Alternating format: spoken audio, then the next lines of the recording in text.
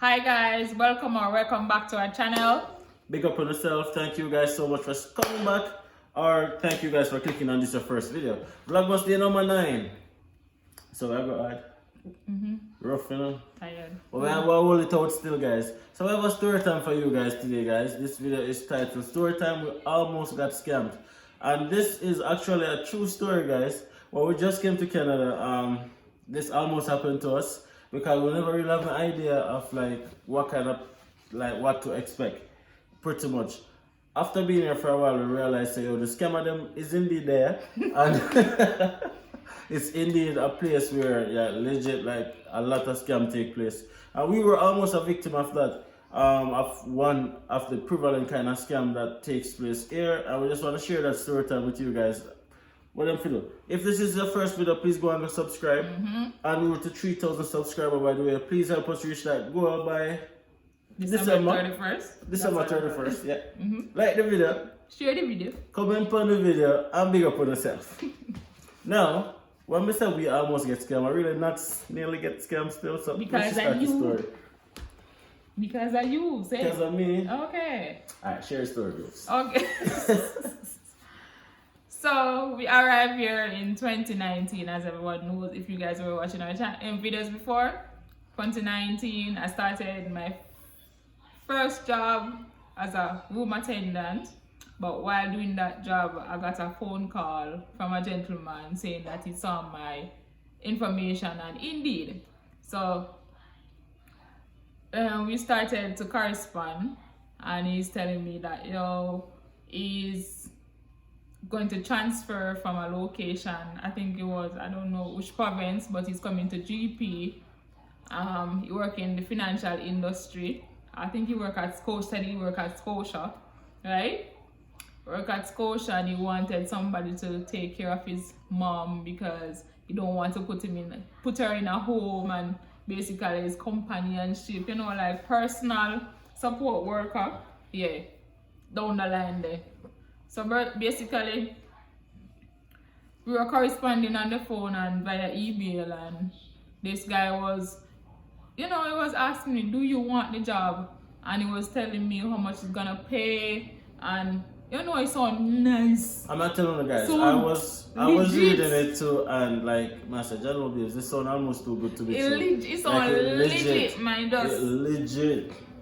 I say, legit. So, me in my back of my mind, I say, man, I get a different job. I go stay in the room attendant job, or I go switch over, and I say, can do it for them. And he work out, say, I have to go quit my job and do that job there. So I say, okay. Time I wind down, because like gentleman contact me, and then it would have been like 3 weeks time, he will say that he will relocate to GP.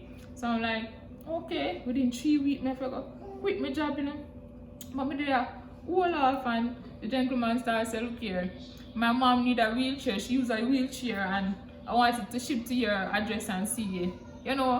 You collect it, and when you're starting on the Monday, you just bring it over for me, and them kind of weird. But I was like, no, I don't want nothing shipped to my address or anything. But the gentleman said, okay, fine, I will deposit.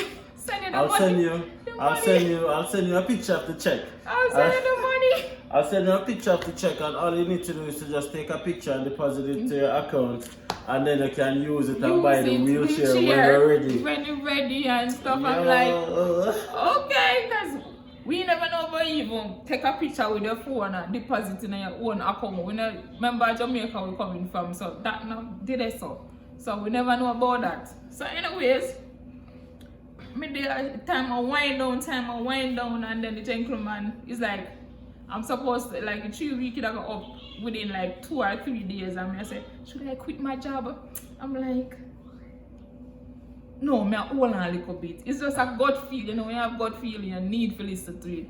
It's a gut feeling, and I say, babes, this not sound right, Babes, I say, yeah man, you don't want to go do your work. You don't want to go do your work. I say, babes, this not sound right, man. It not sound right. Your fault. I always get scared. It not sound right.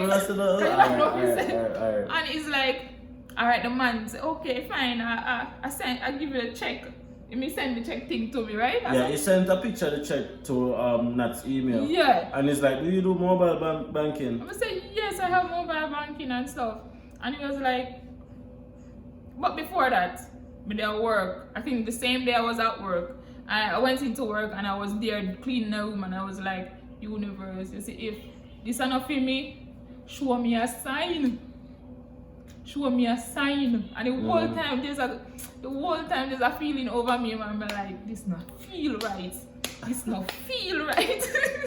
And all we there, and the man, yeah, fast forward to where the picture was sent now, and I took the picture, I took the thing. No, I got it and I showed them more, and them was like, no, nuts, we are going by a bank. Yeah, because at that point in time, because I've been experiencing that banking thing in Canada now, I started to realize that, listen, yeah, this not really look too right. So especially because at this point in time he was starting to like pressure. Right. He must say, yo, you know, like he's like, haven't you deposited the check as yet? Like other persons need a job, I need to know what you want to do, what you're doing, kind of a thing. So I'm like, no, him too pushy, that I want, and then I looked on the check and I'm like, this not look too 100 in ways. Make it walk go over the bank. Because the bank is close to us. So at the time we were walk foot, by the way, whenever I'm carrying up, we used to walk everywhere. So we just go over to the bank, and the lady at the front we're telling the situation to that person. It was like, she's like, you guys are being scammed. And then even when she's saying that, we were like, no, we're not being scammed, because of course it is so naive. We were so naive, but they are so intricate with their scam that legit you don't even know that you're being scammed. So we were at the bank, and then like they took us into an office, and like they took some information from us, and pretty much we showed them the check, you know, certain things. But the fact that we never deposit the check, it means that we were good, because what would have happened was, how the banking thing work, guys, is you take a picture of the check, right? You put it in your account, right? Them send a picture of a fake check pretty much. You put it into your account. The money is shown in your account for a while, because the check is deposited and there's no hold and the amount pretty much, right? Then this person is gonna say, okay, then transfer the money to this person for them to buy the wheelchair. Which in truth and in fact, that money is gonna be coming from your account. And then after a couple of days, the bank is gonna realize that it's a bounce check, and then the money will come back from your account. So pretty much, look more sooner deficit at almost 20 grand. Before 20? It was more? More than that. Come and look back on the email. I'm more than that. I'm more than that. Oh my gosh. A 40. 40 grand. Jesus. Okay. So would I have the 40 grand in a Nat's account? He would have probably convinced Nat to say, oh, send this to this person for them buy the wheelchair. And then would I send the 40 grand, which would not have in our account, but it would have come out as a negative, and then the bank would have said it's a bounce check, and then pretty much would have 40 grand to pay back the bank. Yeah. So long and short, that was what almost happened to us, and this is the first time we're actually sharing the story. We have never spoken about it. Never spoken about it from that day in that lady office. We're like, it's like we were embarrassed. Like we were embarrassed. I think we were embarrassed because like we were like, oh, this almost happened to us, like this, like we think we're smarter than this actually. But the thing is, being here after a while, we realized that these plans are intricately put together to legitimate scam people. So sometimes we don't have no idea. But we were really embarrassed, and we were embarrassed to the point that because we at that point in time we were like just doing our own thing. We weren't really like listening to anybody around us in terms of we feel like say, oh, when I said listen to anybody around us, we feel like say the advice that them give you, it's not going to really push you as far as we want to go. So we were pretty much just learning things on our own, kind of going out there and figuring out things. So that now, if it is that we did make that known, the same persons would be like, hey, so you take up on the cell phone, and this and that.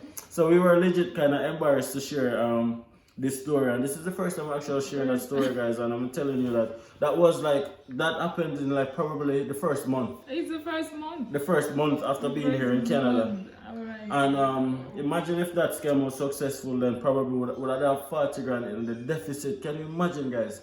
So we say this to also say that all of you guys who are coming to a country like Canada for the first time, be vigilant. Very careful. Be very, very careful. There are so many scams that are happening right now that it catch so many people off guard. Another scam, guys, that you have to look out to, and you will get the phone calls, is the CRA and the Service Canada scam. These are the most popular scam. And also the Amazon, the Visa, and the Border Patrol. The Border Patrol, and I'll tell you how it works. So they'll call your phone, right? You'll hear an automated message that says your social insurance number has been detected, has been conducted fraudulent business, and there's a warrant out for your arrest, and you need to make contact with the CRA immediately, or press 1 to speak with someone.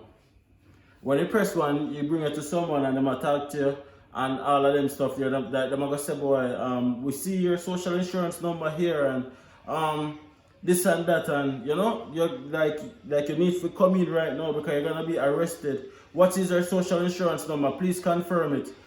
Do not fall for that, because they just want to get all of your social insurance number.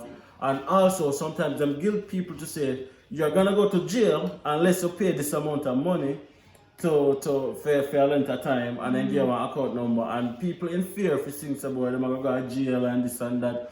And this is something that happened to a client of mine recently as well. So this is something that is very, very prevalent, guys. So we're not just talking about it just because we were almost scammed. Luckily we made the decision to not deposit the check and make a walk over the bank. Luckily. And we missed it by the skin of our teeth. Literally, picture away. A skin of our teeth. We're not even joking. We're not even said that for exaggerate or for over exaggerated point to say, oh, watch them, they're smarter than that, they're not rate scam. Listen, we missed it by the skin of our teeth. I remember some work in our bank. I almost fall for it. So you guys have to be very, very careful, as not say. Very. And stuff. I feel bad though. It wasn't all my fault, to be honest, but at the time the opportunity seemed so good, and I'm like, you know, you're just full of optimism when you come into a new country and you don't know what to expect. So you don't know if this is even the norm or the usual standard and expectation. Certain things are different from where we're coming from, because as I said, we didn't know that you could take a picture of your check and deposit into your account. Or e-transfer, somebody can send us some money by just using a phone number and an email address, stuff like that. So, we never really used to that. So because of our I would say ignorance, we were almost caught, right? But it seemed like such a wonderful opportunity, and then I talked to her, so must be take the opportunity. Take the opportunity. This no feel right. Where? This no feel right. I truth still. You know, you live and you learn, guys. And as of that day, guys, I'm telling you that we became so careful that we just started to just second analyze everything. So everything. As them beep, we can know. Yeah. It's like I know the line them a come with me. I know.